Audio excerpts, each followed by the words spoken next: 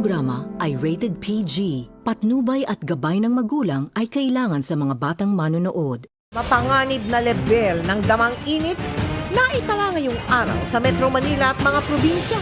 Babala ng pag-asa, lalala pa yan. Pagkahilo, high blood at panlalata dahil sa grabing init.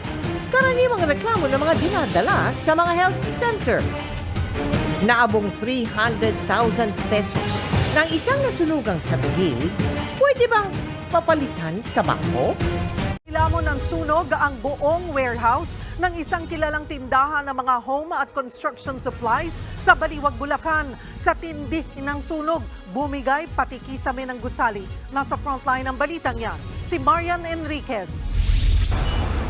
Nabalot ng makapal at maitim na usok ang buong gusali ng malaking tindahan ng home at construction materials na ito sa may BRT Highway sa Baliwag City, Bulacan matapos masunog kaninang umaga. Mula sa himpapawid, kitang-kita ang pinsala ng sunog. Halos lamunin ng usok at apoy ang buong warehouse. Ang ibang bahagi ng bubong, tuklap na. Puro light materials ang laman ng warehouse gaya ng mga panindang pintura at mga kahoy. Kaya mabilis kumalat ang apoy na agad inakyat sa ika-4 na alarma. Sabi po nung manager, nakarinig daw sila ng parang pumutok dun sa may electrical section. And then pagtingala daw nila, nakita nila yung duct ng aircon, malayo na yung ginapang na apoy. Sa cellphone video namang ito, halos mabalot din ng usok ang kalsada sa tapat ng warehouse. Ang maitim kasing usok galing sa nasusunog na warehouse, umabot din sa mga kaharap na establishmento. May mga sumabog sa part dito banda. Tapos po, yung usok talaga niya sobrang dark na. Kung hindi kasi nila binasag yung glass, baka lahat ng glass sumabog din. Amoy talaga siya yung mga materials, chemicals, paint, yung mga ganun. Lahat ng mga materials sa loob, amoy niya. Yung amoy niya talagang mabaho.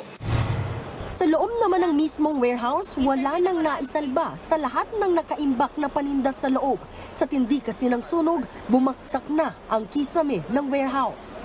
Nahirapan naman makapasok ang mga bombero dahil sa toxic smoke o nakalalason na usok mula sa mga nasunog na kemikal sa loob. Inabot pa hanggang alas 2:30 ng hapon bago tuluyang nakontrol ang sunog. Wala namang naitalang nasaktan o namatay sa insidente. Combustible materials yun.